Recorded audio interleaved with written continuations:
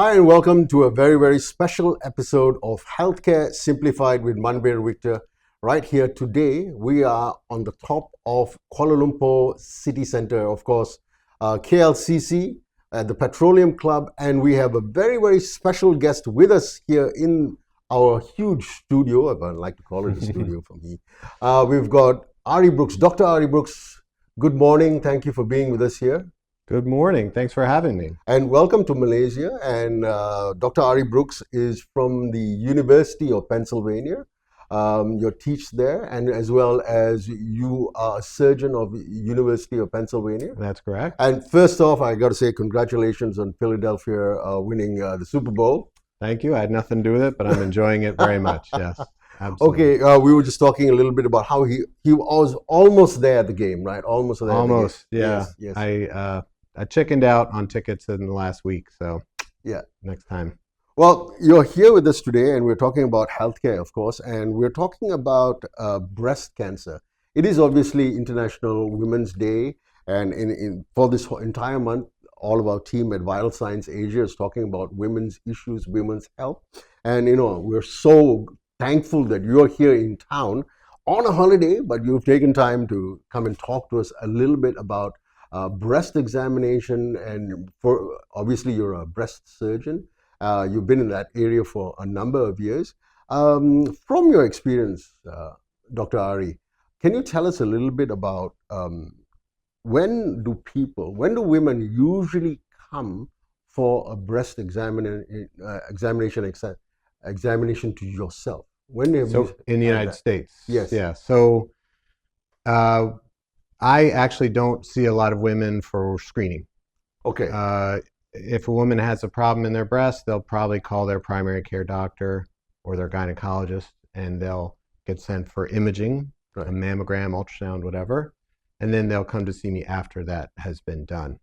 So, I will see occasional people that got in before the studies were done, but in general, if they have a problem, I'm seeing them after some imaging or some workup has been done. Okay. And it's a cultural difference from Asia. In the United States, everyone relies on their primary doctor for prevention and also to work up most problems before going to see somebody else.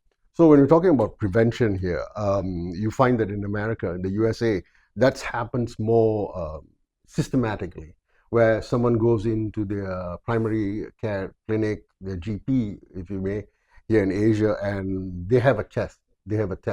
And what usually is that test that they have with the primary doctor? Right. So if we're talking specifically about prevention for breast cancer, really we're talking about what's called secondary prevention, which is looking for cancer early enough to do something about it, or at least something easy.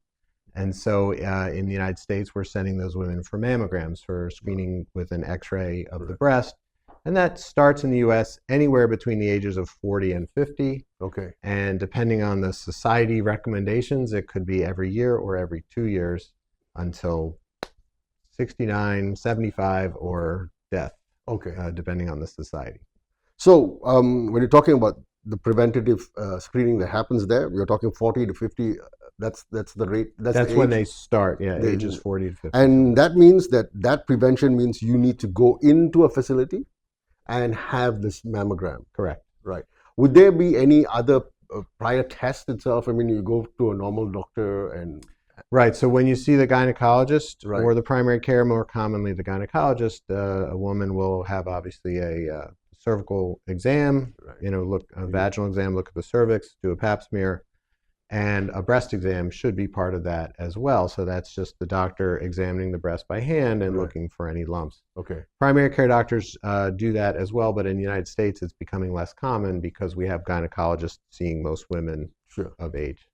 So when we're talking about the doctor, the gynecologist here checking that, that's done by hand, you just mentioned. It's done by hand, correct. And so what would you rate the accuracy of this? So we think that that what's called clinical breast exam, or CBE, has an accuracy around 60% for finding cancers. So if we're looking at all breast cancers that could be detected, a hand breast exam should Right. find 60%, meaning the ones that are big enough to feel, Okay. or the ones that have changes in the skin or nipple or something that Right. is visual that you can see. Right. And this comes back down to the experience and the expertise of the person who's doing this, right? So just not any young doctor would have the experience to do this. Well, we hope that we've trained our doctors well enough to Okay. do it all. Right. And in the United States, like I said, that has become a very standard part of preventative therapy, preventative Right. care. Right. And if you're seeing that woman every year, hopefully you're doing that breast exam every year. And so we think our doctors hopefully are pretty well experienced in Okay. doing that. If you just went randomly and asked a general doctor to do a breast exam that doesn't do that all the time, then I would Okay. say their accuracy will be lower. Dr. Ari, I just want to circle back to something else. When you're talking about cancer just now, and you were talking about stages 1 to 4, can you just enlighten us a little bit on what is stage 1, 2, 3, 4, and what's serious, what's not serious, maybe? Sure.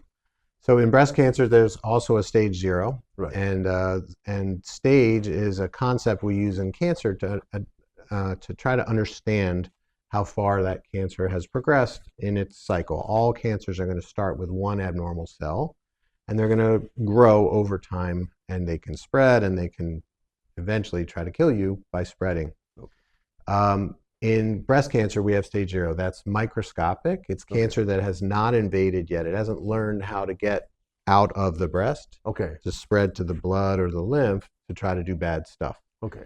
And usually we find that with mammograms only. You usually can't feel a Okay. pre-cancer. Okay. Okay. And so when you do a mammogram, you might see some changes called calcifications, deposits of calcium that show that something abnormal is going on, and that's a pre-cancer. Okay. The rest of cancer is stage 1, early, very small, Right. under 2 centimeters. Stage 2, still early, hasn't spread anywhere, but over 2 centimeters. Okay. Stage 3, usually larger tumor or invading lymph nodes, a lot of Right. lymph nodes. And stage 4, which is spread all over, metastatic. Stage 4 is associated with death. In other words, you don't really die of breast cancer in your breast, you die of breast cancer that's spread elsewhere in your body. Okay. And so we would like, through screening, Right. to find cancers in stage 0, 1, and 2, and Right. much less in stages 3 and 4. Okay. So just to clarify, if prevention is done widely enough, what is the treatment option from stage 0 to 1 and 2? What are the options like for that? Right. So staging is really important, not only to know prognosis, like how someone's going to do, but also to know what treatments to offer. And so when we think about breast cancer, almost all breast cancer is treated by surgery, and we'll Okay. talk about the surgeries that are available. But also we can add radiation, we can add a pill that blocks estrogen, Okay. and we can add chemotherapy. Right. And based on the type of cancer and the stage, that's how we determine the addition of other things like radiation and chemo. Right. So for stages 0, 1, and 2, surgery is the mainstay and can include removing just the tumor. That's Right. called a lumpectomy, Right. almost always added to radiation. So you take out the tumor but leave the breast. So Okay. you radiate the breast. You use radiation to sterilize the breast, Okay. and that way it doesn't come back. Right. Or you can do a mastectomy, remove the whole breast, Right. saving the nipple or not saving the nipple, it depends. And you can rebuild a new breast. Oh, Right. sorry. Yeah. You can rebuild a new breast and not, I'm sorry, you can do a mastectomy and not rebuild the breast, or you Okay. can do a mastectomy and rebuild the breast, make it look from the outside just like you No. never had surgery. So those are the two surgical options. And then as you get to stage 3, you would add chemotherapy, Okay. either before or after surgery. Right. And in stage 4, surgery is less often done, and more often it's just chemotherapy. Okay. So obviously, everyone, if they was to get breast cancer, the person would love to know when they are at stage 0 or 1, right?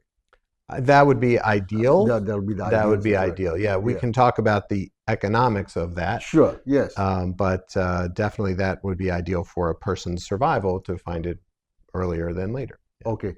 And so, from your experience, what's the prevalence of us picking it up late here in Asia as opposed to in the US? Because you do a lot of work around Asia. You have some numbers or Sure, some yeah. idea of that. So I'm going to take a step back and Sure. just tell you that breast cancer on this Women's Day is actually the #1 cancer in Malaysia for women, Okay. the #1 cause of cancer death Right. in Malaysia for women, Oh, and wow. in Asia, the #1 cancer for women, and in the world, the #1 cancer for women. So it's growing in incidence worldwide. The United States, unfortunately, has led the world in incidence. Many, many more cancers, breast cancers, are found in the United States Right. per 100,000 women than in any other country. Okay. But interestingly, Malaysia is close. It's not that Okay. close, but as far as Asian countries go, or Southeast Asian countries go, it's the highest. Just to give you some example numbers, they're not perfect Okay. because I don't have my slides with me. Sure. But if the United States, the incidence of breast cancers are 100 per 100,000, Okay. that's people, Yes. not women. In Malaysia, it's around 45 per 100,000 women, which Okay. sounds like half. That's great, except in other parts of Asia, Right. it's a lot less. It's 20-some. So I Malaysia see. is more common. Right. Now, the mortality rate, the number of women dying of breast cancer, again, per 100,000 people, not women, in the population. This is the way the World Health Organization does their statistics. In the United States, the number of women dying is something like 18 per 100,000. Okay. So you have 100 cancers, 18 of them Okay. theoretically die Right. per 100,000. In Malaysia, we think that number is closer to, what did I say, 40, so 23 23. or That's half of 24, it. something like that. Okay. That's higher than the United States, Okay. but Yeah, that's 18. 18 that's or 100,000. 23 per 100,000 out of 40. So instead, the United States, we're talking 18 Okay. out of 100. Yeah. This is really twice, Yes. Of course. more Yeah. than twice as many women dying of breast cancer per 100,000. Right. So obviously, that's a problem for Asia and Yes. for Malaysia. So, that's why we think about this whole concept of identifying these cancers earlier Okay. so that we can lower the death rate. So looking at these numbers, and you're just stating that, I mean, these are facts. The breast cancer is the #1 killer of women In Malaysia. in Malaysia, across the world as well. No, in different parts of Asia and the Yeah. world, there's different things Right. that are higher. Right.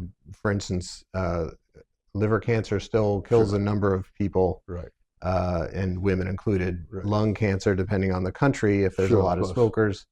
And in the US, lung cancer is still killing Yes. more women than breast cancer, but it is the #1 most common cancer in women Right. in the world.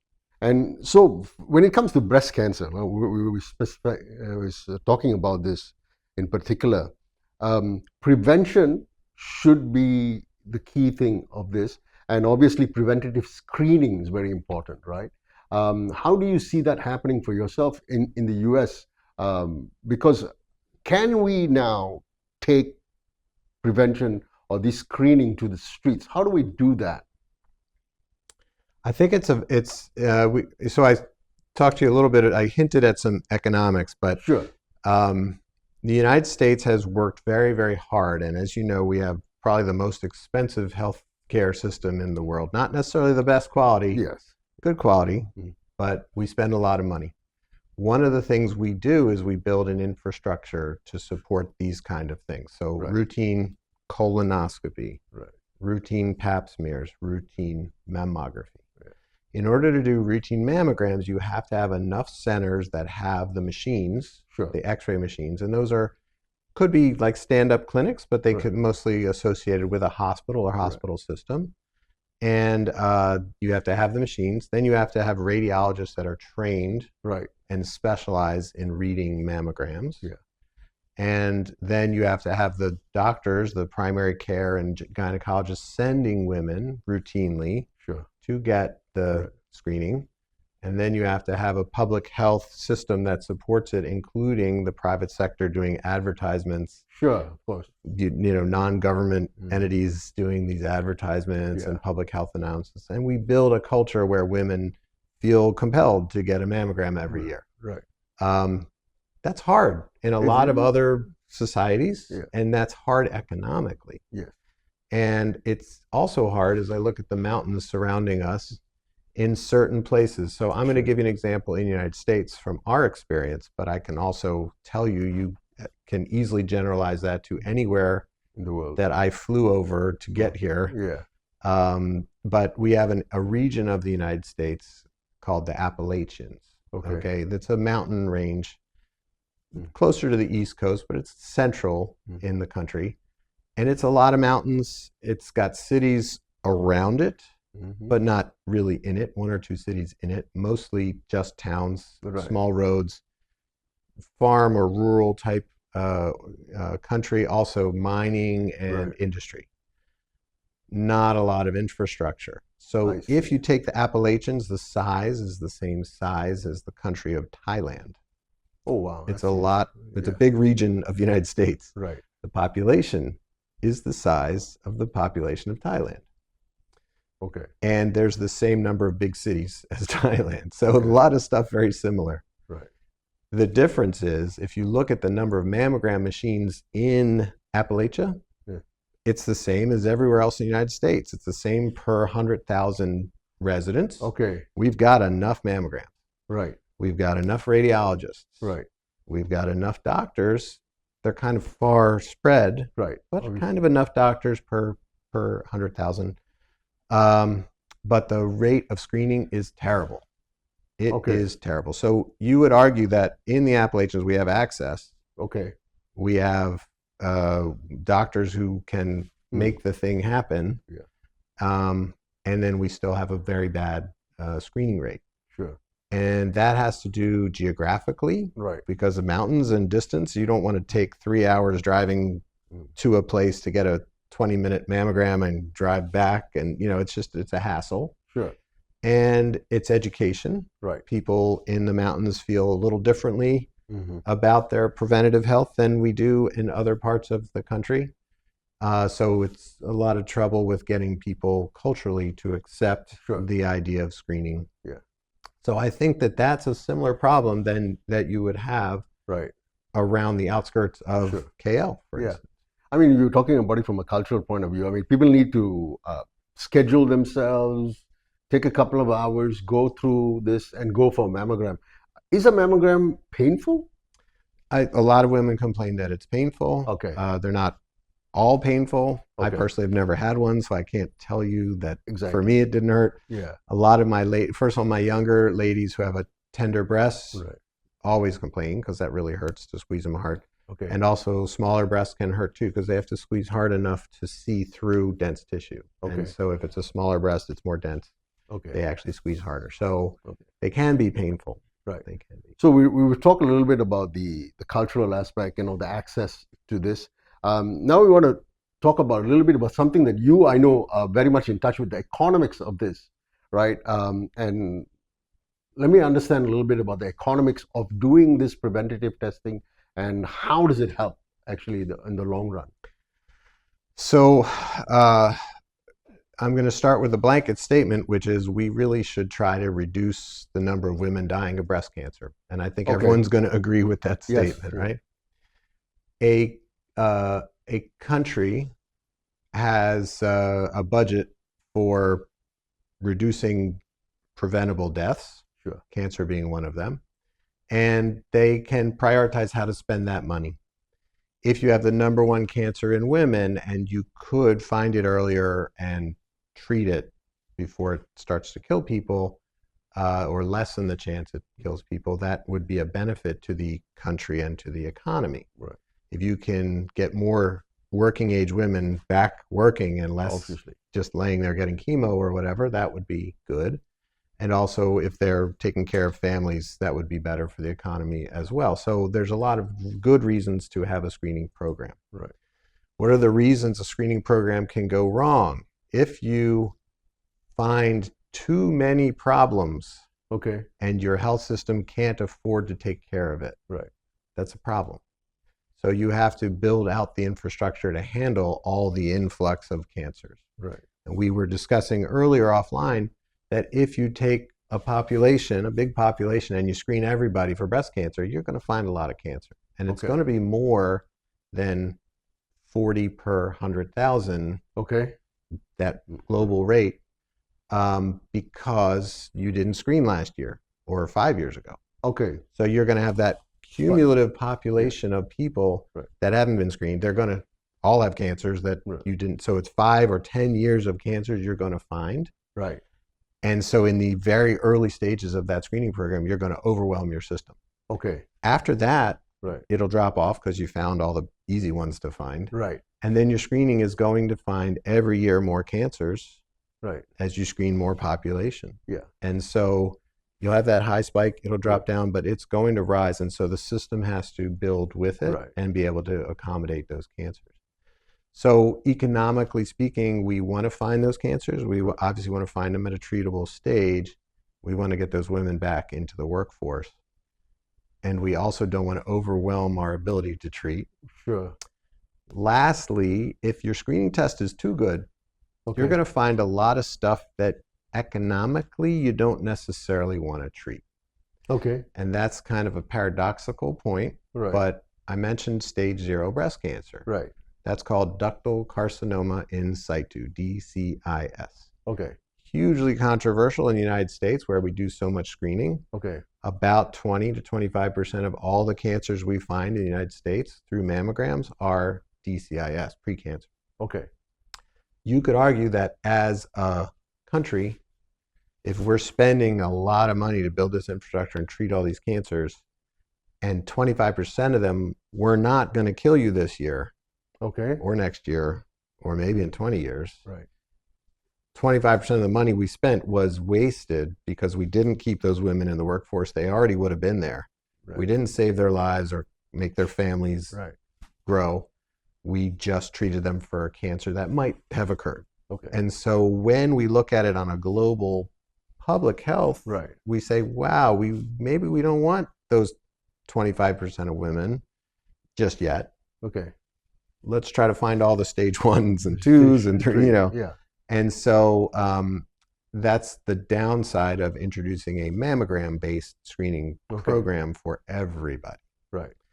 And so the Ministry of Health in Malaysia actually recognized this a couple of years ago, and they made a position statement, and they recommended instead of that's called population-based screening, right? If we do Sure. mammograms on all at-risk women, Right. everybody gets screened. That's awesome, except we find a lot of extra stuff. Okay. And we also don't have the infrastructure yet to do mammograms on everyone, let alone to treat everyone. Okay. So they've said, okay, in the meantime, although we want to do population-based screening and it's good, let's do risk-based screening. Okay. What's risk-based screening? Yeah, I was just going to ask you that. Yeah. Risk-based screening is you take the group of people most likely to have the problem you want to treat, Okay. you find them, and you screen them. Okay. Okay? And if we can get that number down, let's say we have 9 million women at risk by age in Malaysia. Right. If we can lower that number somehow Okay. by asking them, do they have family history of breast cancer? Okay. Did they ever have a biopsy that was abnormal before? Did they have genetic testing for a gene for breast cancer? Or did they feel lumps? Did they have symptoms? Something like that. Sorry about that. We want to know if that's going to increase their risk of having something. And Sure. so we take just those women, the Yeah. high-risk women, and we screen them. Okay. Ideally, we get that number down enough where the Right. infrastructure of Malaysia can handle Yeah. all the screening of those women. Right. More high yield, you're going to find more cancers there. Yeah. And you're going to treat more cancer in at least that group. Over time, you get to population-based, but you Sure. really have to start with a risk-based. Hey, you're still here with Healthcare Simplified with me, Manvir Victor, and our guest, Dr. Ari Brooks. We're going to come back for more right after this. Don't forget to hit that subscribe button and follow us.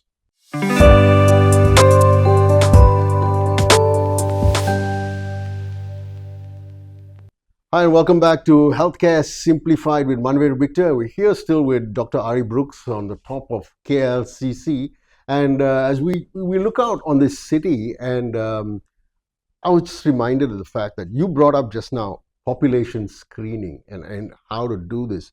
And so I'm going to allude to this device here. It's called an intelligent breast examination, right? And it's handheld. One of the things that I like about a lot of devices that are being used today is they're all, handheld. People can use it. It's widely available. Now, the reason I'm talking about this product is the fact that you were mentioning just now about mammograms, which means that the person needs to go into a facility and make an appointment, take some time, and go and get all this done. When we're talking about population screening, how does this particular device help get it to a larger audience? Yeah, so this device is it doesn't use radiation. Okay. It's handheld. It doesn't have to be operated by a radiologist or a physician. It can be done by a healthcare worker, which is a trained nurse or any healthcare worker, assistant in a medical thing, or even a public health worker. Yeah. And basically, it's done. If I can grab it for you, we just the healthcare worker would just hold it like that, and then place it on the breast. Right. And it uses this little pad, which is capacitance. Okay. Which is similar to your cell phone screen. Okay. Okay. So it uses an electric field to palpate, to feel for lumps in the breast. Right. There's no radiation, and it doesn't hurt. Okay. The idea is this would be done out in wherever. Yes. It could be done in a doctor's office. Yes. It could be done in a setting like a healthcare outreach event. Yeah. Or it could be done in somebody's home if you have like an outreach group going house to house, which we've done in certain places in India. And the idea is this is a risk screener. In other words, it's looking for lumps in the breast. Okay. That's all this is. It's feeling using an electric field for lumps in the breast. So I mentioned before risk-based screening. Sure. If I can identify in a population who's high risk and then send those women for screening with mammogram or ultrasound, I can identify the people most at risk to have something found on those imaging studies. So I think that that's the benefit of an item like this, because as you're talking about these mobile health devices, this is a mobile health device that a practitioner, a healthcare worker would carry with them. Yeah. Just like they would do blood pressure screenings or diabetes screenings, they can do breast screenings to see if you're high risk. Right. And just like if your blood pressure was high, they would do more testing. Yes.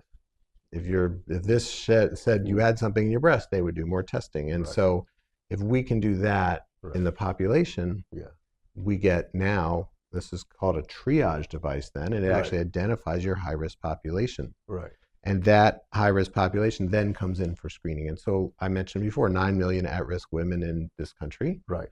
If 10% of them had this device that said that they needed more testing, you've gone all the way down to 900,000 women. Right. Less than 1 million women screened. Right. That's like, I don't know what that is. That's what is that? That's 100 mammogram machines. Okay. That's not bad at all. Right. You've already got that in Malaysia. You got a lot more than that. Right. You don't have enough breast radiologists for all those, but you can easily get that. That's about 100 radiologists. Yeah. So that's really a way to get a country to the point where they can start risk-based screening. You start with a triage device in the population, but then you do risk-based screening on the high-risk people. Sure. I mean, this is a great tool for screening, obviously, large populations. One of the things that we've seen from COVID is the fact that, we've had these large centers where people come and get their injections for COVID. So that would be a great kind of a facility or space where we're testing. So question, Dr. Ari, is this painful? No. So it's like if you it's actually padded here. Okay. But behind the padding is a cell phone type screen. Right. That's it. It's like if you put your cell phone on your breast, which a lot of women put it in their bra anyway. Yeah. So. Right. So for yourself, you were part of the team that built this original device. Yeah. Yes. Tell us a little bit about that and And what's that difference with this Yeah. today? So unfortunately, that was 20 years ago. We were Okay. doing some research. It's not unfortunate because it led to Well, it this. led to that, but Yeah. unfortunately for me, that was 20 years ago in the previous patent. But I was one of the co-inventors on the first device, Okay. which used a different technology that was little fingers that Okay. move and push down on the breast, also non-painful. Okay. But that was less what we call solid state, more moving parts. Okay. And so the company moved away from that device. Right. After trialing. We used a lot of Sure. that device, generation one. They came up with capacitance as the new generation, but I'm not on that patent. So that's Okay. why it's unfortunate. Oh, for okay. me. Great. But I think, I mean, it really sparked the idea for somebody Yeah. else to improve things. Yeah, right? the beauty of it was the engineers came to me and said, we have a device that'll tell you how stiff something is. Okay. What would you use it for? Okay. And although I had some stupid ideas, one of my better ideas was to use it on the breast. Okay. And once we presented that, the idea took off, not in the United States, but worldwide, that there's a worldwide problem that we really could address by identifying the at-risk people. And Okay. you use the term screening, but it's not really a screener. Okay. It's a triager or Okay. a Triage. pre-screener, Okay. because it's not the definitive device. This Okay. only tells you if there's a lump. It doesn't say Right. cancer, not cancer. So at least people are aware that they have a lump and they need to They go need in more for, testing. Yeah. for more testing, which is important. Now, you mentioned a little bit earlier that if someone went in for a normal clinical breast exam and they went in to see a healthcare professional and he had to feel them, Mm-hmm. and the accuracy of that is around the 60 percentile, right? So now, if we were to use this, what's the percentage on this? How good is this? So the reason that the clinical breast exam is around 60% is really has to do with the stage 0 breast cancers. Okay. So the reason I answered 60% is because in the United States, like I said, about 25% are not going to be palpable. They're just picked up on a mammogram.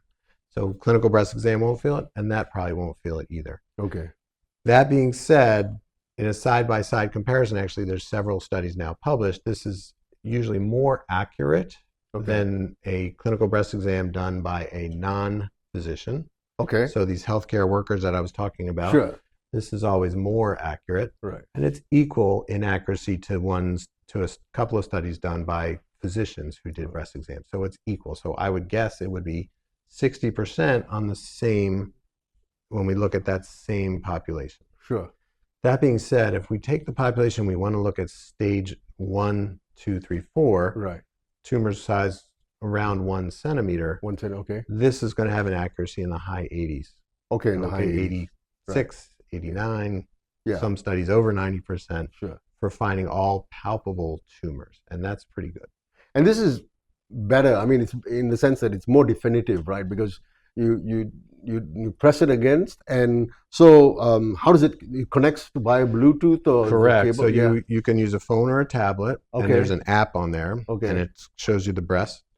You put it on the breast in different areas, and you click where you are on the breast, and Okay. it will register green or red Right. in those areas. Okay. The beauty of this device is since it's on the cloud, the data from that study is stored, and so we can compare it last time to this time to next I time. see. Right. Whereas a clinical breast exam, there's no data stored. Sure. Again, when we're looking at populations where we are sending people out to do screening, Right. this device has a huge advantage because Right. I, sitting in my office, as a public health minister, Right. can see in real time all the studies going on, where they've been done, which Okay. ones are positive, Right. who needs follow-up. Yeah. We're going to lose less patients once this thing is used Right. because we have to enter their name and Sure. where they are, Of and we course. know when the study was done, we know what it showed. So Yeah. this as a platform for screening also is really a great idea.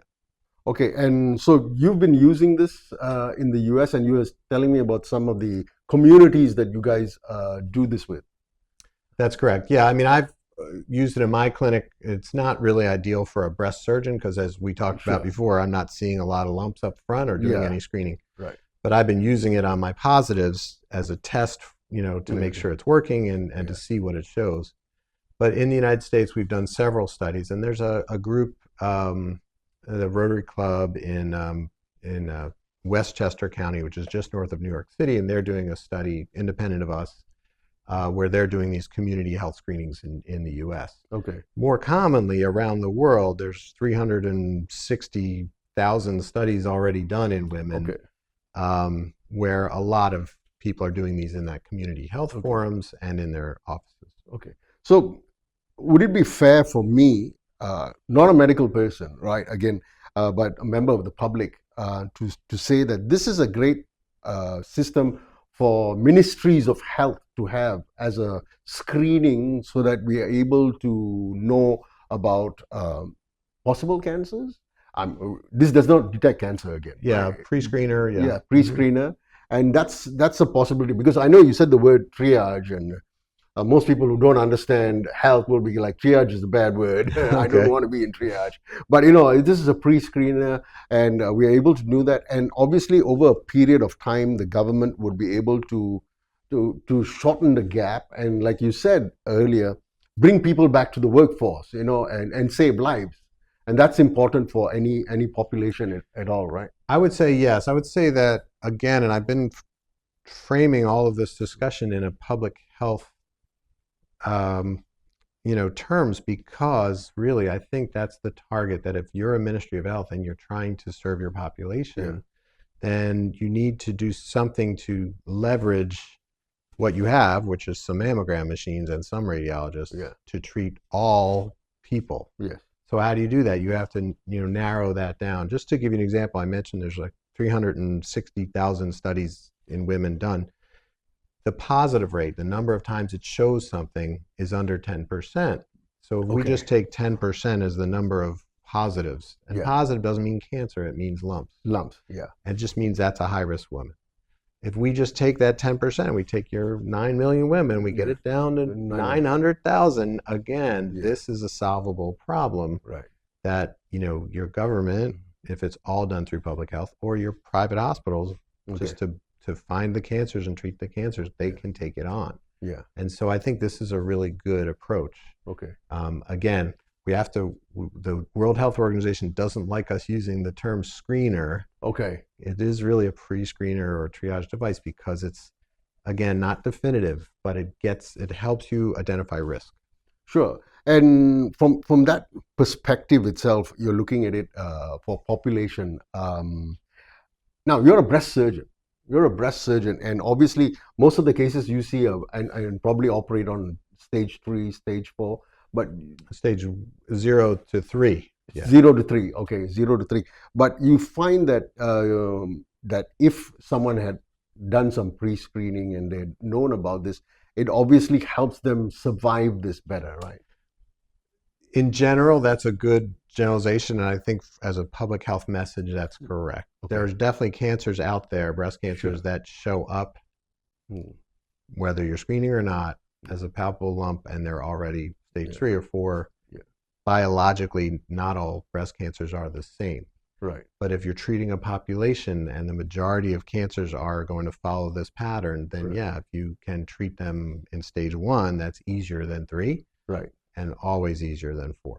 And so finding that, in a population, finding more of those cancers early is going to improve the health of your, government's expenditures on healthcare. So, and in the time that you've been, aware of this product, and obviously from 2004, and you've seen it expand and get better, what's your point of view of these kind of handheld devices as a pre-screener?